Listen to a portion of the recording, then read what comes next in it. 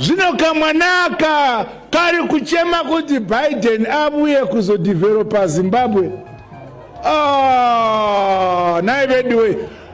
Kana anomuziva paanogara mubikire porridge mwana mudiki agokuravo.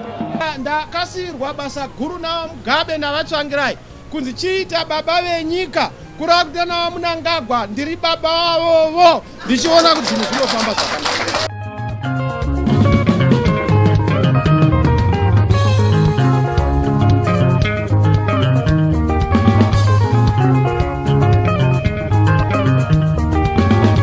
Zanu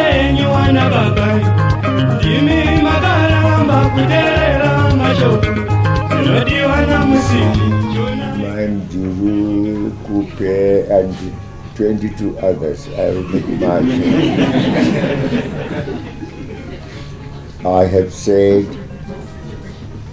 the two women don't seem to offer very much. So what is there? I think it's just chamisa.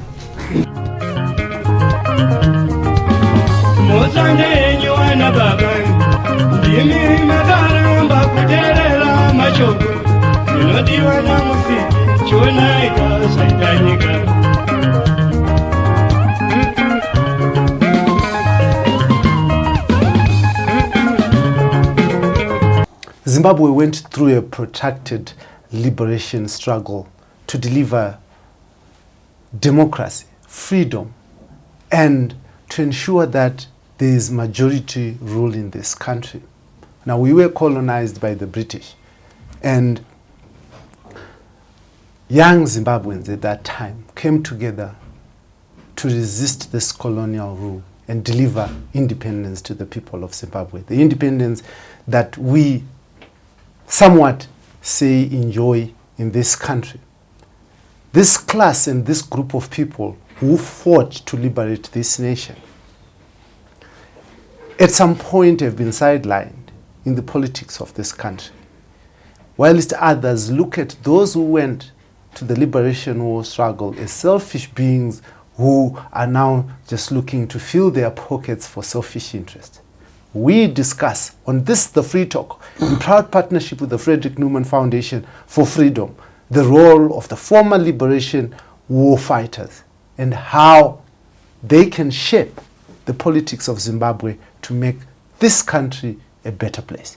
Now join me after this break as we talk people, power, politics, and the economy. On this, the Free Talk, in proud partnership with the Frederick Newman Foundation for Freedom.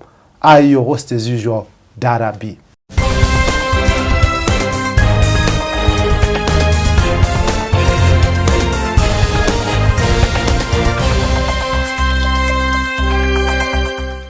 Now, welcome back to this, the Free Talk, in proud partnership with the Frederick Newman Foundation for Freedom. I, your host as usual, Dara B. Now, I'm joined by Ethan Matebela, comrade, and he is the chairperson of the Zimbabwe National Liberation War Veterans Association. He represents the war veterans of this country, and we're going to be discussing the role of this special class of people who delivered one man, one vote, who delivered independence to the people of Zimbabwe, to the children of Zimbabwe. For me to be able to be sitting on this, the Free Talk, in front of you in cameras, in studio, and having this conversation, it was because of these sacrifices. Now, thank you and welcome to this, the Free Talk. Thank you for inviting me. Beautiful. And good morning to the nation at large. Amazing. Now, just as we start, let us talk about war veterans and their role in the Zimbabwe body politic as it stands today. What is your role? What role have you been playing?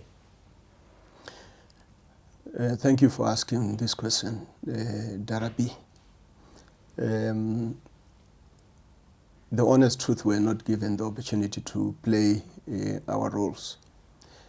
You will recall that post the independence, our expectations were, after laying down weapons, the next thing would be then integrated into the new dispensation, basically. And we would be assisted to integrate so that we could also actively participate in the mainstream economy.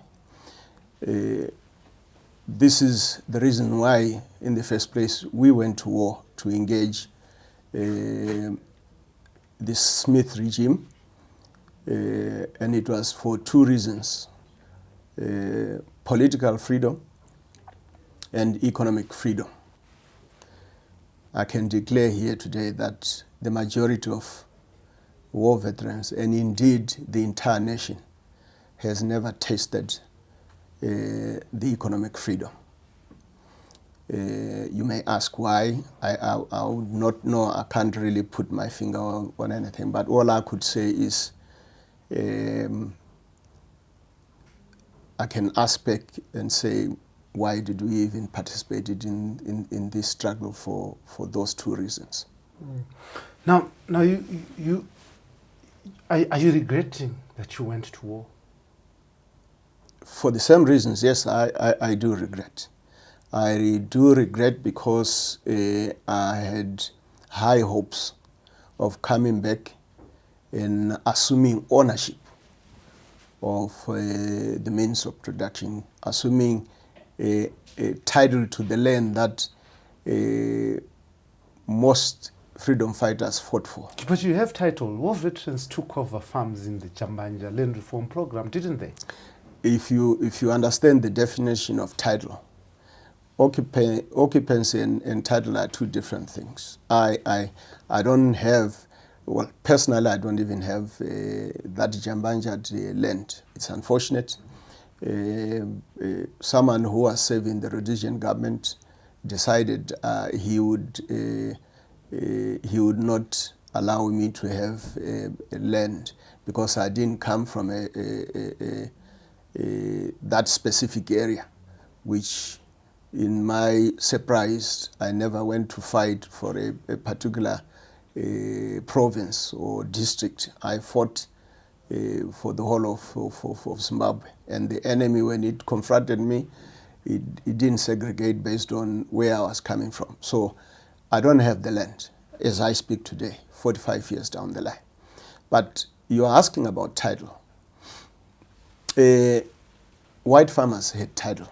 And white farmers were even lately promised that they were going to be compensated. I think to the tune of 3.5 billion US dollars. The government agreed that it was. Whether they are paying or they are not, that's another thing.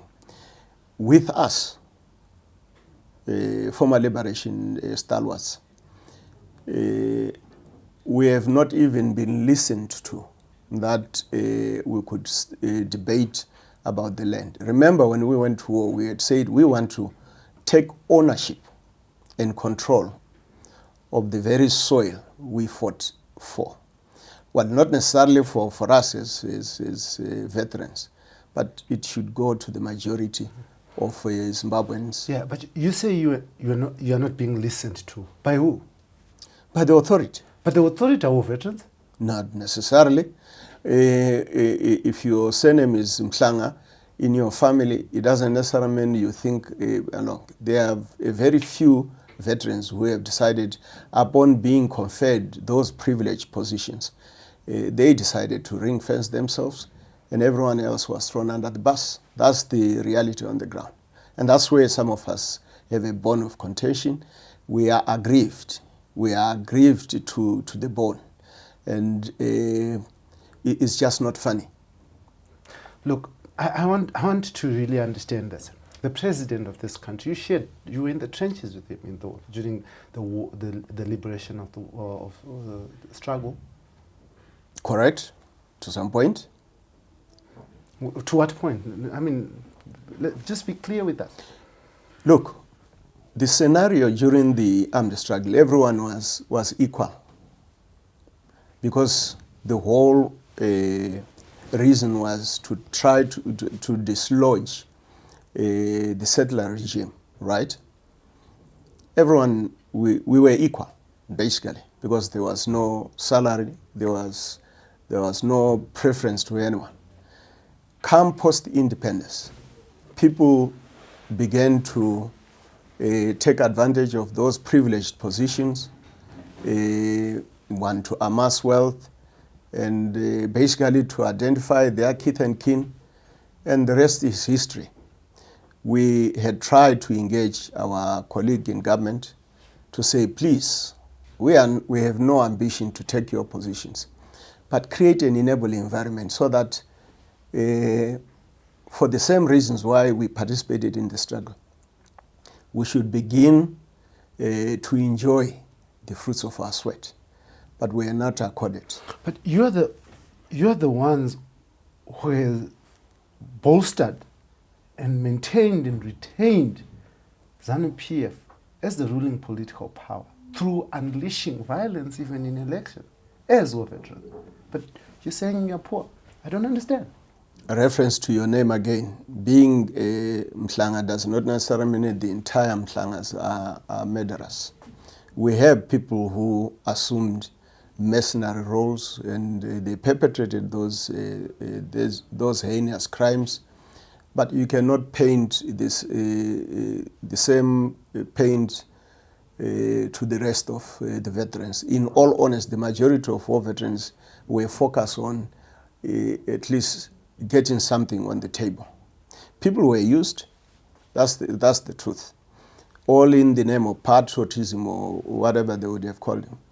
But the party was just like any association, was trying to retain power at all costs. And obviously some of the veterans fell victim, they got used. But that's not necessarily the issue, because if you look at us only as veterans and who are supposed to be supporting or not supporting the ruling party, I think we will not really be addressing the elephant in the room.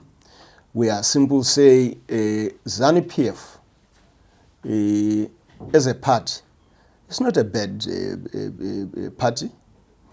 I will give you an example of a bus, for instance, tender bus.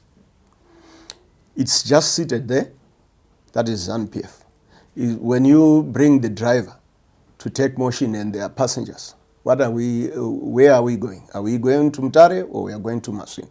That's where then the problem comes. So to some of us, I have a respect for the ruling party, but it's the leadership which definitely doesn't mean well to the generality of Zimbabweans, and that's where our concern is. Yeah, but I want to understand this. You lead a faction or part of the Zimbabwe National Liberation War Veterans Association, because there's another one that is led by Chris Mnangagwa, right? But what I want to understand firstly is, if you believe that this vehicle is taking you to the wrong direction, why then were your members actively involved in beating up, coercing, and supporting what you believe has stolen what you fought for? Mhlanga, I don't control war veterans. You're the leader. Yes, being a leader does not necessarily mean you own people. People have their own minds. You think differently, I think differently. I can only give the right politics, right? For instance, I subscribe to nationalism, Pan-Africanism. This is my belief.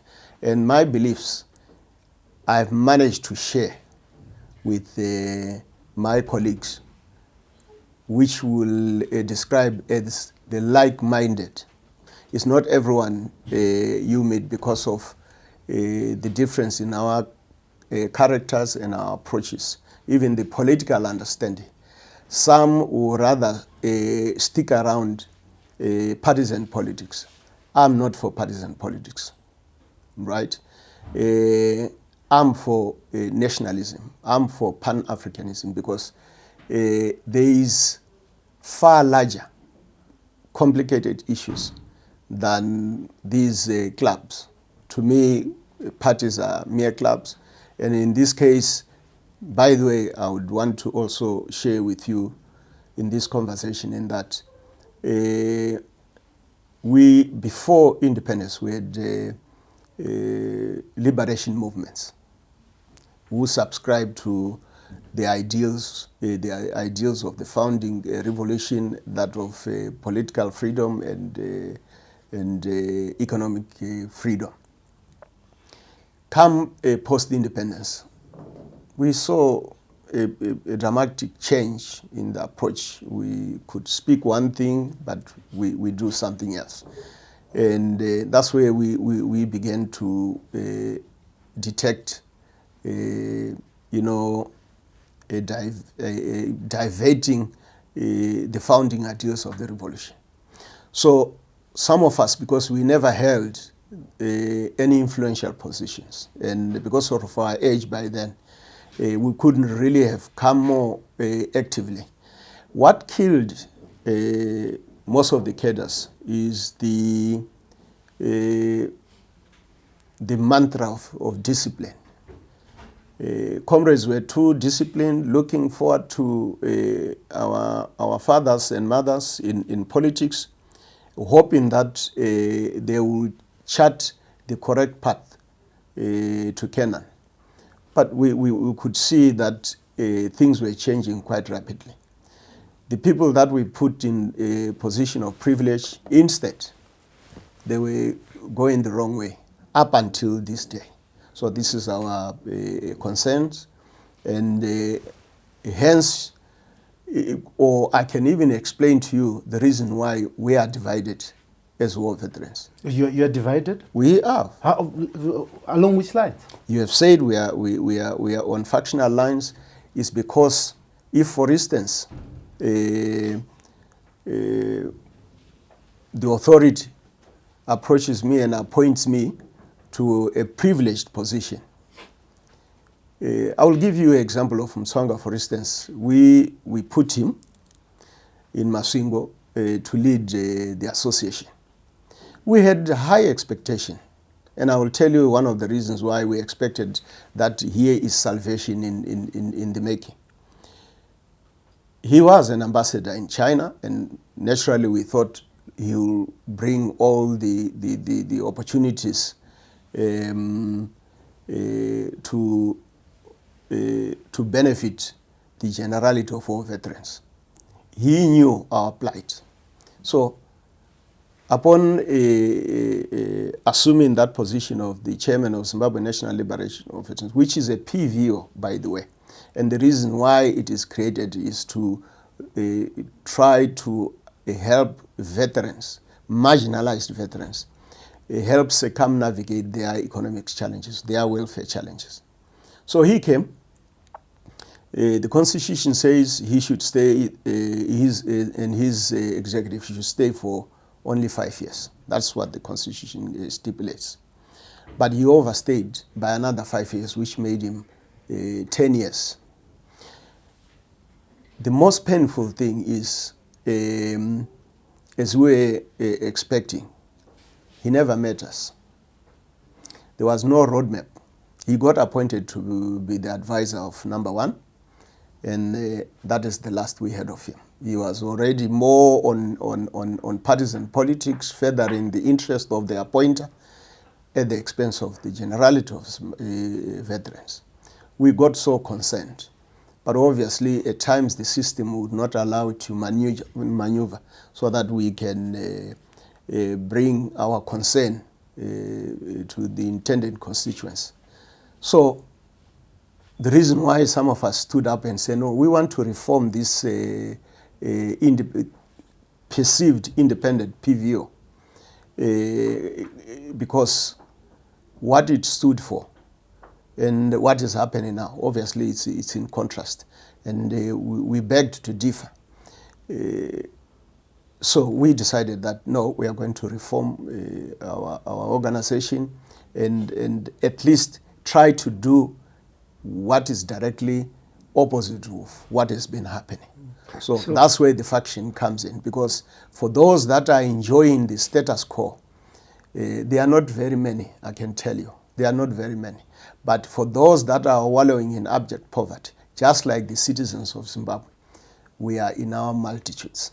You're in your multitudes, you say, but I've seen you chanting slogans at the City Sports Stadium, where what veterans have even met with the former late President Robert Mugabe, and you were there chanting slogans, and some of you are poorly dressed, showing the scares of a harsh economy on you. And just recently I read an article again where war veterans are unhappy about how government is paying fees for their children and saying that this is affecting their learning.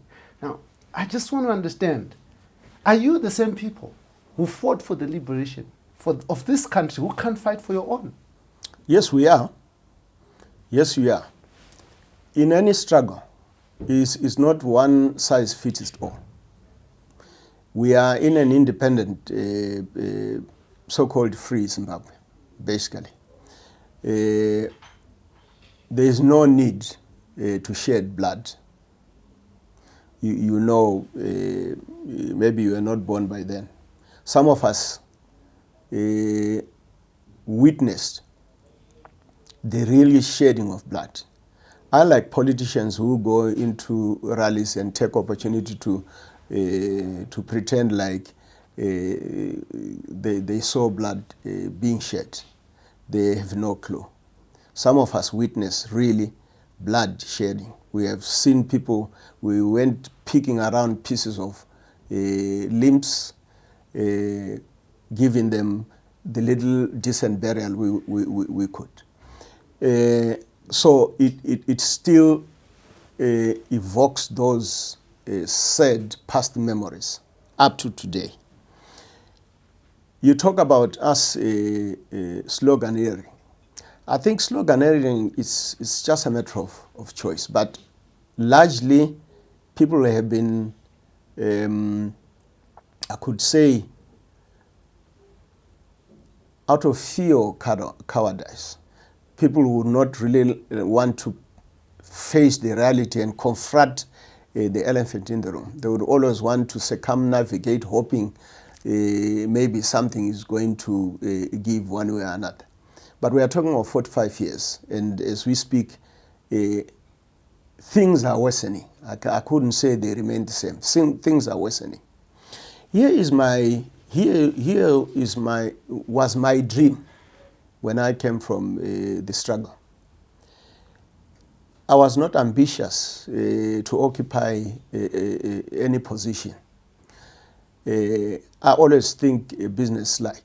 I think if I come back, one of the things which I feel I'm entitled to is ownership of land where I will have title. You know, when you have ownership, you feel I can develop it at every pace I want. I can also contribute to the national fiscus and all. That's a normal, in a normal environment. That never came. I should have a titled piece of land where I can put up a house. Some of us are well over 60 years, right? You don't have a house. One has been renting for 45 years, and we are in the evening of our lifetime. These are the realities which are on the ground. It has nothing to do with the partisan politics. We simply want, it's not everyone who really wants to find himself or herself sitting under a tree and being dictated about by imbeciles to some extent. In a normal environment, meetings should be held in a constituted environment where we sit on chairs and debate. But we still sit under trees. And can you imagine we become crazy about pieces of chicken being thrown from a moving truck? That's where we are. But some of us are saying something has to give. Hence, we are rising up at this opportunity. That's one of the things I would want to thank President Mnangagwa, because Now he has created this environment that I can stand up and be able to engage him. I'm not going to confront him. I'm going to engage him and speak reason to him. That's basically. We knew each other long back while he was a cabinet minister, and he listens. Maybe he may not act, but he listens. So our creation, where you refer that we are a faction, obviously we vary in our approach. We vary even in our agenda. Our agenda is very, very clear. We want to help war veterans address their welfare challenges. So in trying we are also desirous, because we call ourselves the vanguard of the revolution. We never went to war to fight for our personal benefits. We went to war so that we can change also the circumstances of the nation. Citizens of Zimbabwe who were previously marginalized are also entitled to a fair living conditions. That means they can access to healthcare services, they can access to, a good disposable income. They can travel wherever they want with unhindered. That is our prayer. That has always been some of us' dream. So when we find ourselves different, obviously there will be faction, because we don't believe in other people's beliefs. Some still think by holding on to someone's jacket, they are seeking salvation from it. I'm not in that. But in dealing with these factions, the Minister of War Veterans has directed you in your factions to come together to hold Congress and to elect a leadership, because now you're using the same name but on different levels. What is your take over that letter? I'm amenable to the minister's proposal. By the way, she invited me. I attended on Monday, and I listened to her roadmap, which was quite clear. We had our issues, which we wanted also to be accommodated, and I'm happy to reveal where our concerns are. Minister responsible for Veterans Affairs was there. Minister Chivhayo was represented by acting Minister Matuke, and Headman Moyo, who is the deputy in the Ministry of Veterans Affairs. They were all there. As a faction, we commended their invitation. We applauded their stance in coming to try to restore normalcy in this factious association. But let me give you the background of why people find themselves being in factions. We are divided by politicians. That's the reality. But the politicians are the ones who are asking you to come together as the same. You don't divide people and become the pacifier. Right. Here I am, I'm a grown-up old man. I don't subscribe to being told things all over. Yes, I listen to reason. But what I can tell you is that we were divided by selfish politicians, because they wanted war veterans to be at their corner, perpetuating their political survival. People come into politics because they want to enjoy the positions they hold and perpetuate their corrupt tendencies, protected by these gullible war veterans who don't constitute the majority. And they then apply divide and rule mechanism, so that whilst we are fighting each other, they are already there themselves, enjoying themselves. That's the tragedy we have. We will never unite as war veterans if we are poor. It's very unfortunate. So I also wanted to understand from the letter that was delivered to you and written by the minister, it was signed also by Douglas Mahia. How does he become a signatory to that letter? We were very concerned as well. Look, a private volunteer organization, as it is self-explanatory, and its constitution, we are supposed to be non-partisan. Political, because as an association, we are political. You can't rule it out. Anything that affects our welfare is politics. Religion is politics. Wunganga is politics. It's a way of trying to make a living by making oneself or an individuals relevant. We got really very concerned. And interestingly so, it's my personal opinion, I could see this thing aimed at some of us. Remember, for the past 10, 12 years, under the leadership of Comrade Mnangagwa, there was no concern at all because there was nothing that is happening. Only when myself and my colleagues stood up to say, no, look, this thing has to be corrected, a lot of people become concerned. Why? They perceive us as there's a term they are calling, they are saying we are anti-establishment. We are anti the ruling party. Are you anti the ruling party? I'm not anti-ruling party. I'm just anti how the ruling party is being governed and how the government is being governed. Believe me, within my executive, we have some who are in the central committee as we speak. But there are people who are no need of mentioning names for their private sake. But they are there. We attend meetings openly. We don't. It is because of the message we have. Is the kind of politics we carry ourselves, which really resonate with everyone out there. You can say the serving members in government, whether in the security cluster, we interact with everyone because the concern is not about partisan politics. It's just about governance. It's just about constitutionalism.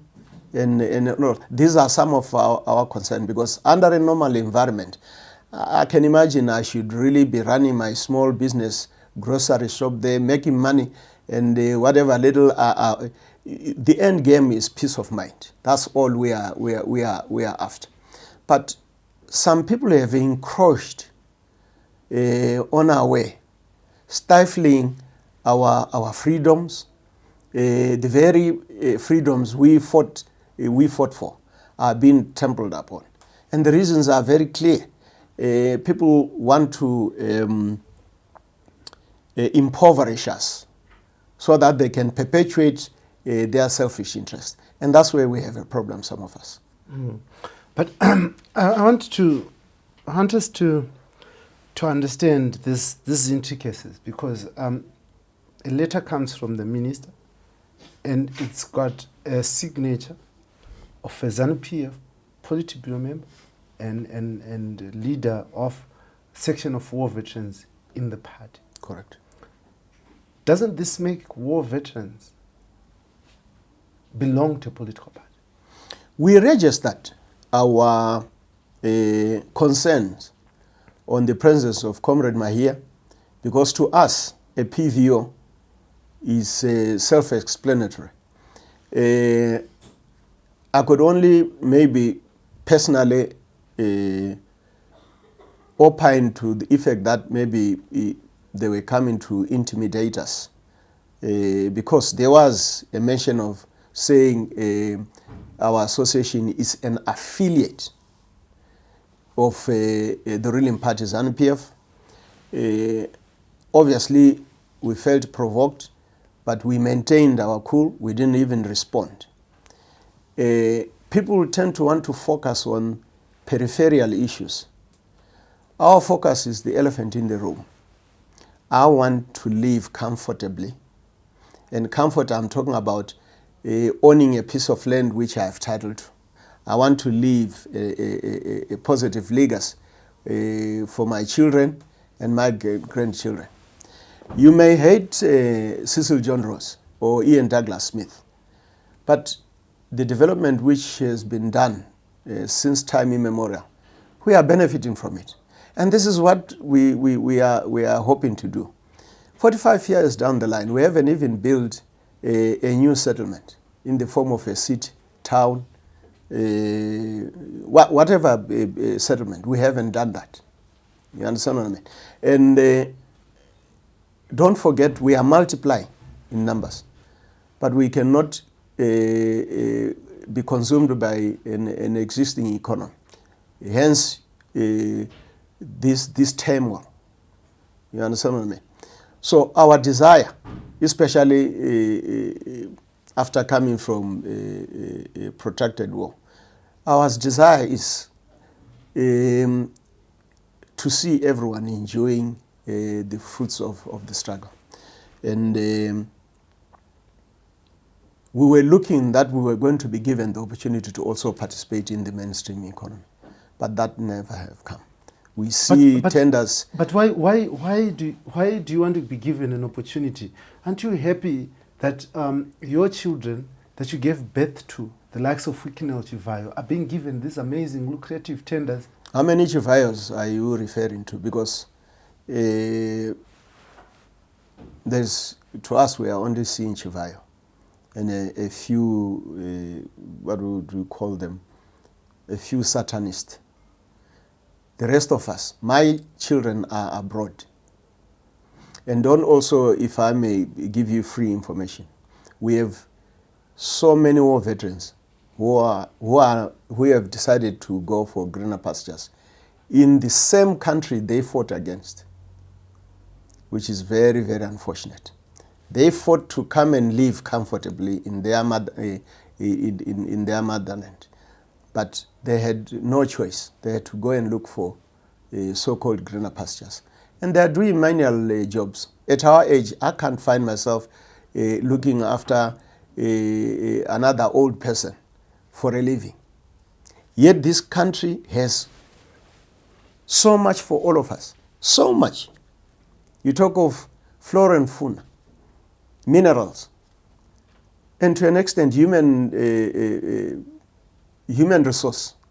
We are one of the most educated, but we are given the wrong education because it doesn't resonate with the economy we are supposed to develop and run. So, but where does it anchor? It's because probably we don't have a government which shapes the future of its citizens based on the existing resources that are here. Because I can guarantee you, given someone who is more visionary, this country, yourself, your child, and your child's child would be instant millionaires. Guaranteed. I don't have to have a cap of knowledge to overemphasize that. You say that given someone who had better vision or a visionary, are you saying that the current leadership of President Mnangagwa, they're not visionaries? You don't put those words in my mouth, but I will give you a clear scenario. If ever we had visionary leadership, we wouldn't be in these circumstances. The reason why you find ourselves more vocal is because we are seeing the opposite of what we expected. So, vision or no vision, what is on the ground is very clear. We are not accessing what we had hoped that we would benefit at the end of the day. But earlier on, you said that President Emmerson Mnangagwa is creating this opportunity for you, and you're happy about it. But you also, in the same vein, in the same sentence, you're telling me that you're not happy. What exactly is your position? Happiness was, he has, this time around, let us express ourselves. That's where where I was talking about that kind of praise. He has let us, before that, it doesn't matter your opinion. You could have one of the most outstanding critics, but the majority wouldn't do that. You understand what I mean? So I'm happy to say that whatever I thought I should share with the nation, I'm given the opportunity to do that. That's where my gratitude is. It's not about any other thing. Now that if I'm given this opportunity, I would want to exercise my constitutional right to also participate and be able to be heard. How do you say you've been given an opportunity to express yourself when on March 24, around the 17th of March 2024, you were banned to hold meetings? To hold meetings. Yes. And your association said Zanu PF was behind the police action. And Zanu PF is led by Emerson Mnangagwa. So how do you say he's allowing you to speak when he's banning you from just holding your private meeting? You are going to publish this eventually. So I believe I'm being allowed. Well, those were incidences. By the way, there were about 5 or 6 of those incidences. But with time, you engage people, and that's the reason why you see the minister, our line minister, decided to invite us, because they saw there were issues which needed to be resolved. And we, on Monday, mentioned that if you are going to insist on going for the Congress, we should be allowed at least to be given the opportunity to participate in a plain and level playing field. That's what we put it in black and white. They are going to respond, guaranteeing us. Our condition is as long as there is a PVO. Why are the ministers supposed to guarantee you a level playing field? The ministers are they are a government, and they are an authority. We don't operate in a vacuum. They are stakeholders. They are part of the stakeholders. Don't you think that this is the major problem? The reason why you're in this mess that you talk about is because you can't be honest with the problems that you're facing. You gloss over them. You want to remain politically correct and also at the same time express your views, but without being honest. I'm being very honest. I've honestly said that those 5 incidences, even during the struggle, or even before the struggle, when we engaged the Smith, the approaches differed from here and there, and we would use different approaches to resolve a situation.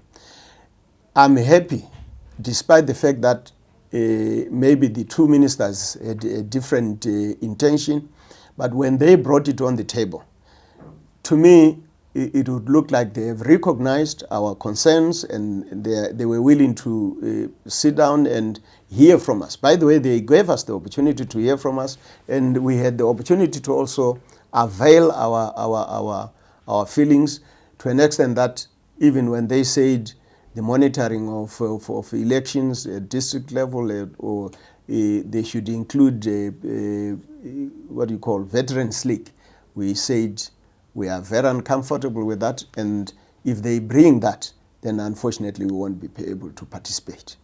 So I don't understand where the gloss is. We don't necessarily have to be more confrontational. We want to solve a lasting, we want to bring a lasting solution and sanity in this country. And we are a mere small constituency. There are bigger issues of which you and I, given the opportunity, because you hold a special position in community and society, we also hold. When we collaborate, we begin to collaborate, like we collaborated with the government ministers, we are trying to find a lasting solution. We will have our differences. We will have a difference. But for someone who looks for a lasting solution, must not really pinpoint to incidences. They only help us to shape up where we would want to go. Now, lasting solutions are also brought about by people who are honest about how they feel, and people, as you say, who are given a fair playing field. Right? Correct. And Just as we speak, in the past week, there's been this audio that is going about, about of Wikinel Chivhayo, how giving an insight as to how tenders are being distributed in this country. Mm-hmm. How does that make you feel? It makes me feel very jealous and envious and angry, right? Hoping that is very true, because I need proof. Not that I'm protecting Chivhayo, but if it is exactly what is happening, this is the reason why we feel we have to be alive to some of these things.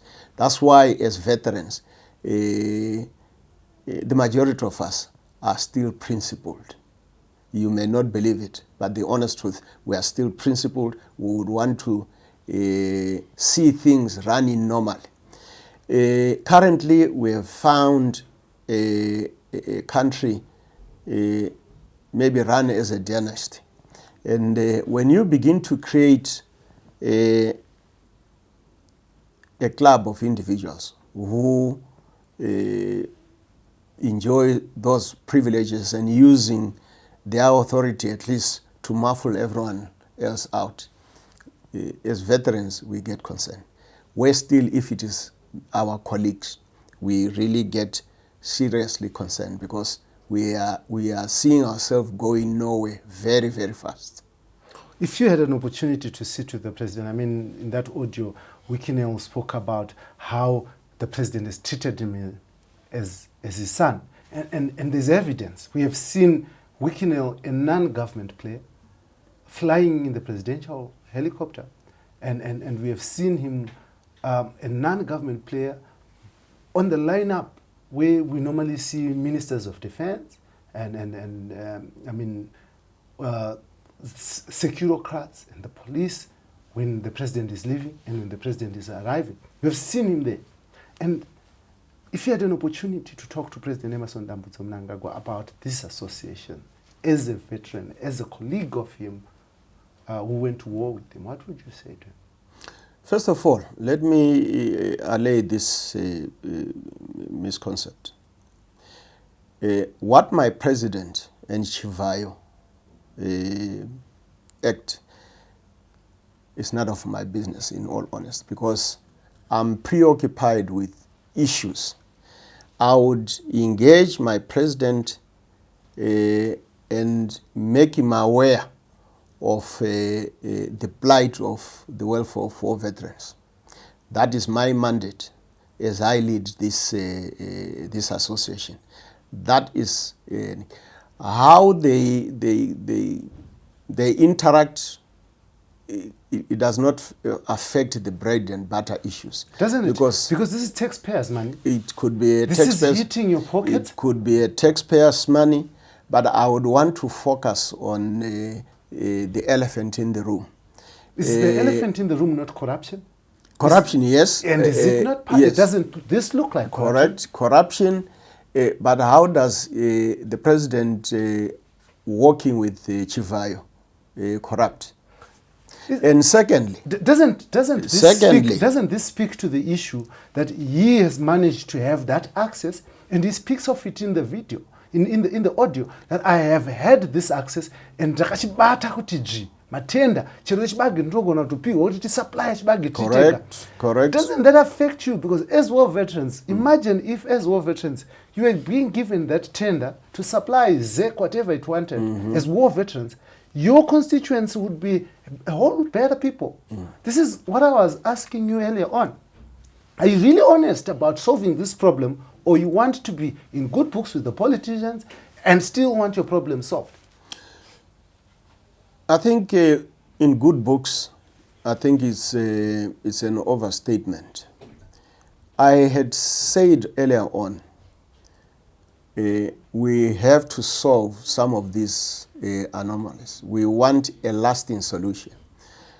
At times, confrontation will beget a reaction.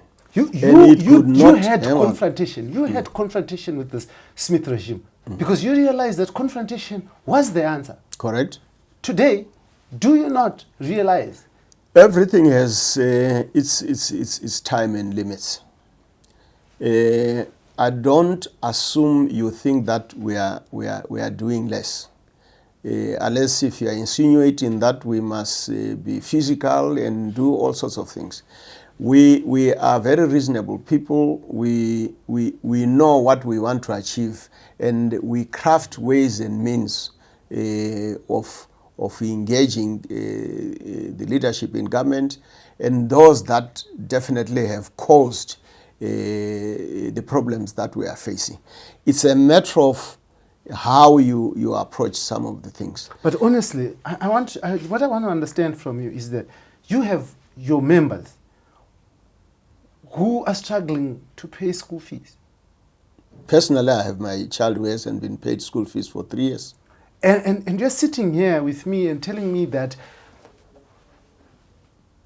Chivhayo's audio and that conversation that you were saying does not concern you, when this guy has got enough money to just be buying cars and donating them, when war veterans who gave liberation to this country, the children are not going to school. But Chivhayo is not a problem, in all honesty. Chivhayo is not really my problem.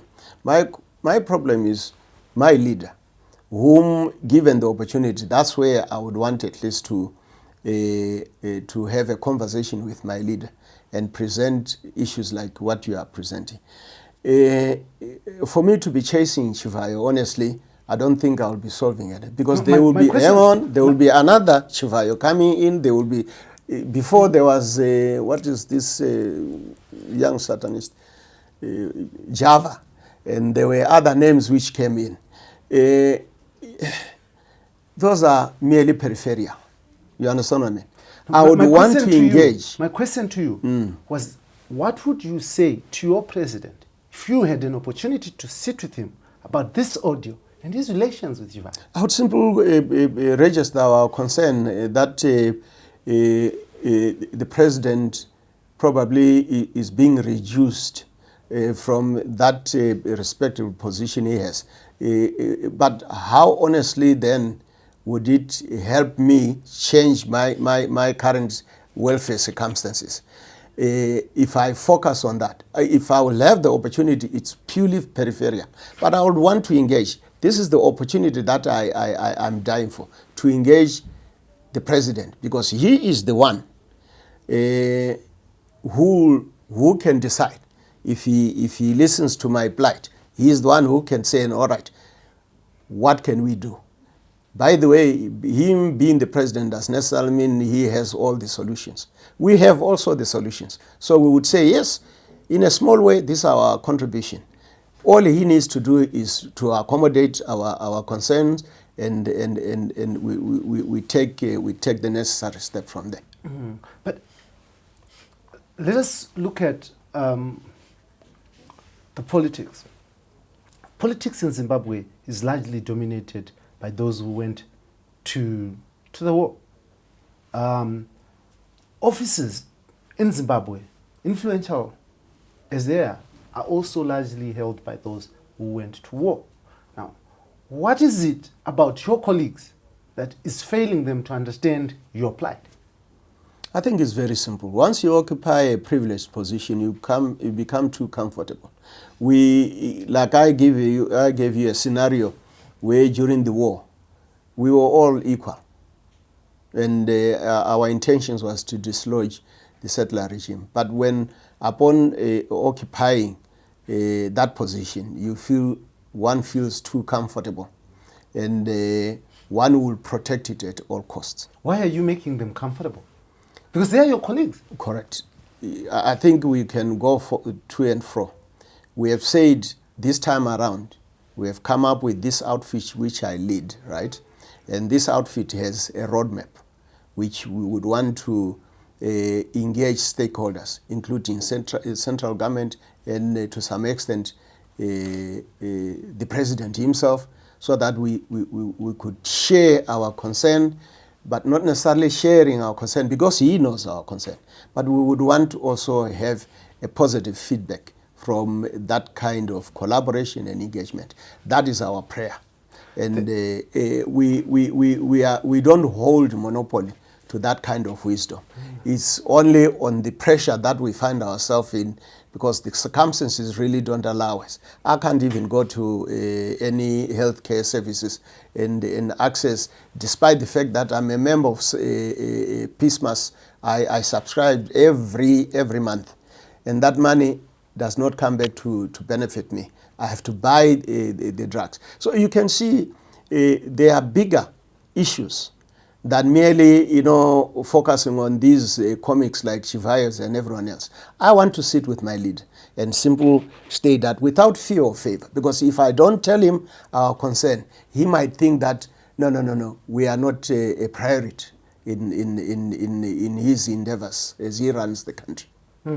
But do you think he can listen to you from outside Zanu PF? Whether he will listen or not, if he gives me the opportunity, will he close his ears? That means he would listen.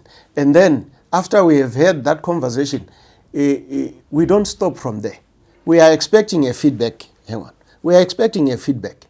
If it doesn't come... 44 years after independence. Yeah. It could be 44 years after independence. Remember, there was President Mugabe, who is late now. Came him, and remember, I was not also in a position where I am today. So we cannot really gloss it right up to the inception of independence. Here we are grown up right now, matured, we think independently, and we are going to engage the status quo. Most of you are dying. Well, look, inevitably people will die, whether by hunger or disease, they will die. But whoever has a little fiber of strength in his body must try by all means to bring our colleagues to the table and say, whatever you are doing does not benefit the generality of war veterans and indeed the nation. But some argue that war veterans are greedy, selfish, and they're only thinking about themselves. And if they're given what they're asking for, they will forget about the generality of... What are we asking for? That's the first question. What are we asking? To get fees, to get title, so that you guys have land and title. That is part, and you must have gotten me wrong. I've said the reason why we went to war in the first place is to help the generality of Zimbabweans address their welfare issues. I'm not special. By way of participating in the struggle doesn't necessarily mean I'm a special person, right? It's only that I stood up. You could have stood up as well and voiced your own, because what affects you affects me. We walk in the same, we are exposed in the same environment, except that maybe you could be a coward or you're scared that you come in the open. I have come in the open, irrespective of maybe the consequences. But dying is dying. Whether you die of hunger or you die of a bullet, at least if you are principled enough, you should be able to at least express what is it. I am not insulting anyone. I'm not even denigrating anyone. We are simply addressing the issues. We really, the issues which everyone else is looking at but doing nothing about it. So as war veterans, we have taken a step. When we look back, we want to see you youngsters say, no, Madara, this is the right thing. By the way, apart from Hunzi, maybe this is the time where the spirit of Hunzi are coming back and they are haunting some of us, and this is the path we want to take. It could be treacherous, it could be thorny. How can it be treacherous? You have a president who's listening. How does it become treacherous? Well, we will look at it. Look, we haven't had the opportunity to meet the president, and we haven't had. We were surprised at the excitement of eventually being invited. You are right. We were banned from holding meetings. Even the state media is blacklisted us without even giving us the reasons. We could even inform them that we want to do a meeting, please come cover because we have issues. But then, those were the difficulties we have faced. But upon being invited by an honorable minister, we thought it is an opportunity. And I hope this opportunity will be extended to the head of state and government so that they can begin to sit and listen to our genuine plight. We have even, as you call us, factions, we have those few who are in the gravy train, right? Who are fighting us before we can even engage the bigger picture. They are fighting us, labeling us all sorts of negative names, right? It is because they are the gate people. The others, they've come in, they are closing the doors. So those are the challenges we are facing. But hopefully the encounter with the two cabinet ministers has given us an opportunity now to engage, as he says, engage and re-engage. But we still stand guided by what we believe in. That's exactly how we are going to conduct ourselves. We might be tempted to be more reactive, but we want to be proactive because we want a lasting solution. Amazing. I do hope that you do get the lasting solution.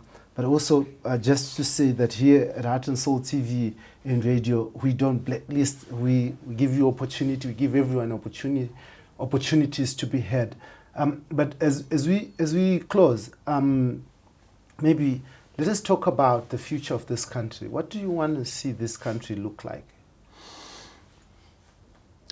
Given the abundant resources, human and natural, I have a dream that one day we will go back to a stage where we will have high purchase opportunities where I can go to, just fill in a form and be able to purchase a bed. Especially you youngsters, the majority who don't have, who are stuck because this is a cash economy. We would want overall equitable distribution of wealth. That's what we would want to see because there is everything for us. I feel jealous when I see Chinese. I don't think they don't mean well, but they are clever. You understand what I mean? They have penetrated through the politicians and ensure that politicians are comfortable and gone as far as Mzarabani, wherever there are granite, stones, quarry, whatever, lithium and all that. They have taken occupants, even where there were ancestral settlements. They have uprooted the graves. They have done all those sorts of things.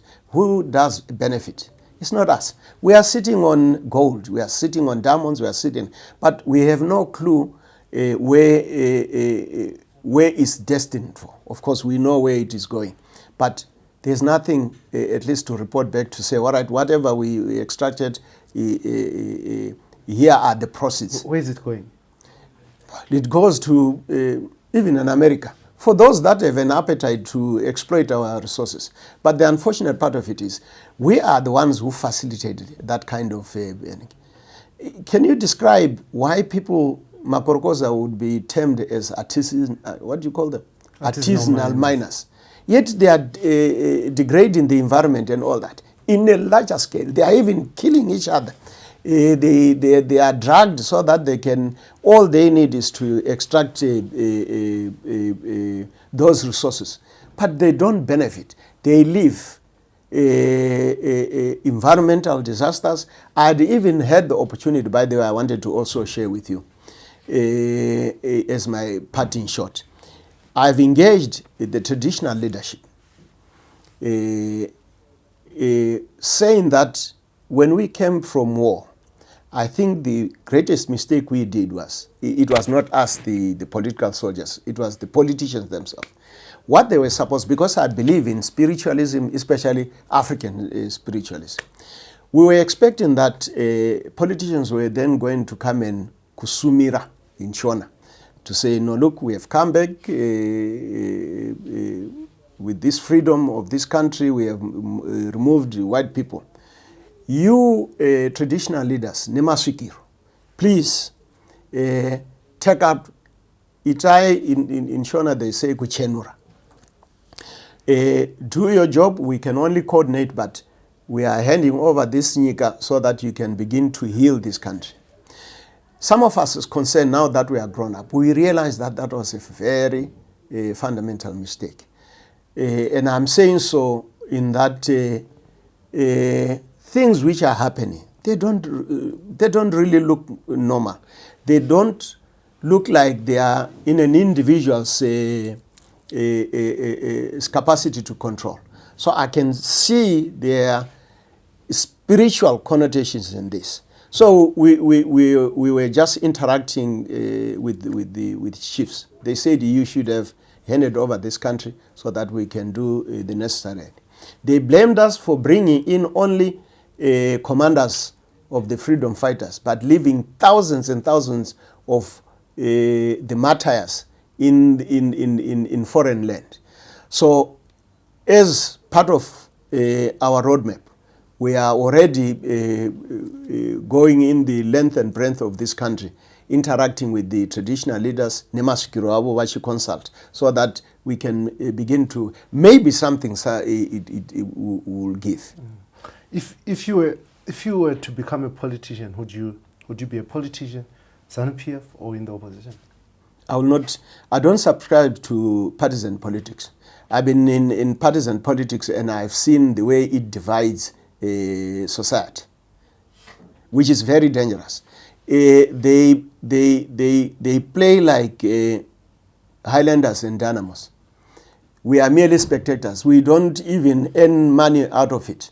That's exactly how it is. When we support a political party, those that win are the ones that are going to be benefiting, because they will be employed either in government or they will be paid elsewhere. They are given perks, while the supporter remains a supporter and nothing else, with a T-shirt with someone's head. So I've decided as an individual, and it's my constitutional right, to say I remain non-partisan. I'm a politician, but I remain non-partisan because I've seen the ills of partisan politics. Now, in closing, as you're parting short, maybe something that I didn't ask you, but you strongly feel that you need to address it. You can just, in under a minute, you can just look at the people of Zimbabwe and share what is on your heart with them. Zimbabweans, this is from the bottom of my heart, and I speak on behalf of the majority of marginalized citizens. I say, let's close our ranks. As the vanguard of the revolution, we are desirous to see change. Not that we want a political leadership change, but we just want to see change for the benefit of all. We can't make political parties play with our lives, whilst we benefit nothing. So don't make your voice based on which political party you belong. You belong to this country, you are a citizen, you are entitled to air your opinion, and as we shape the future of this country, it's everyone's responsibility. I thank you.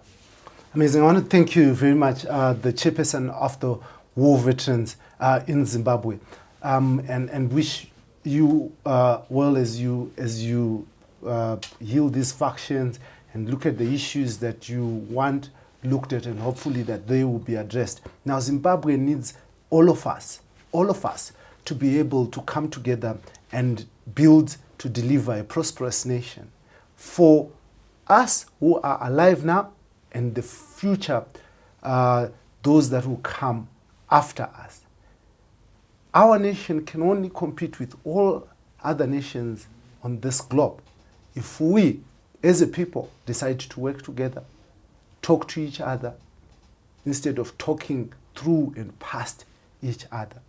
Now, those of our fathers and our forefathers who decided to take up arms against the Smith regime and deliver independence, played their part. They took that moment so that we could go and access quality education, would be able to access and work in good jobs, and also to drive this economy. So it is our responsibility to fulfill their dreams, the dreams of my father, DK Duma Duma Kwakwakwa, who was a war veteran before he passed on, who also served in the Zimbabwe National Army as a captain. To say, we need, as the chairman was saying, we need to ensure that there's economic freedom for the people of Zimbabwe. There's ownership of land and title for the people of Zimbabwe, and that this country is moved forward for the benefit of everyone and not a selected few. Now, until next time, please don't forget to subscribe on our YouTube channel so that you do not miss the quality conversations that we have. We are the epitome of free speech. We deliver. Everyone's opinion must be heard. I, your host as usual, Dara B. And this is the Free Talk in proud partnership, the Frederick Newman Foundation for Freedom. Until next time, thank you for joining us. Thank you very much, Chairperson, and wish you the best. My pleasure. Beautiful.